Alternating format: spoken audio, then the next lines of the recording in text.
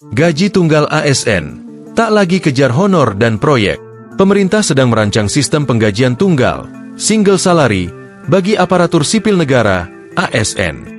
Kebijakan ini telah dituliskan dalam buku 2 Nota Keuangan Rancangan Anggaran Pendapatan Belanja Negara, RAPBN, 2026 pada bagian kebijakan perakiraan maju belanja negara tahun 2026 hingga 2029. Anggota Komisi 2 DPR RI, Muhammad Hozin, mengatakan bahwa single salary yang dicanangkan pemerintah adalah bentuk transformasi manajemen ASN dan telah dicantumkan dalam Undang-Undang Nomor 49 Tahun 2024 tentang Rencana Pembangunan Jangka Panjang Nasional (RPJMN). Meski sudah dibuatkan payung hukum, aturan turunan terkait single salary ini belum termuat dalam UU ASN, termasuk aturan teknisnya secara perinci. Jika memang tahun 2026 akan diterapkan penggajian tunggal, kita tunggu bagaimana aturan teknisnya agar sesuai dengan spirit tata kelola manajemen ASN dan reformasi birokrasi, kata Gus Hozin.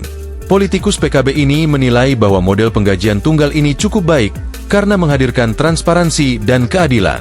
Dengan sistem tersebut, tidak ada disparitas antar ASN karena terdapat tunjangan yang tersembunyi. Misalnya, ada juga spirit efisiensi anggaran karena lebih sederhana dan mengurangi duplikasi pembayaran. Mendorong integritas ASN karena tidak tergoda mencari tambahan dari honorarium proyek, dan model ini akan menjadikan standar nasional yang akan memudahkan penghitungan gaji secara adil dan kompetitif, katanya. Spirit dan teori single salary ini bagus. Tinggal aturan teknisnya kita tunggu, termasuk laporan atas uji coba di 15 instansi yang telah menerapkan single salary, ucapnya.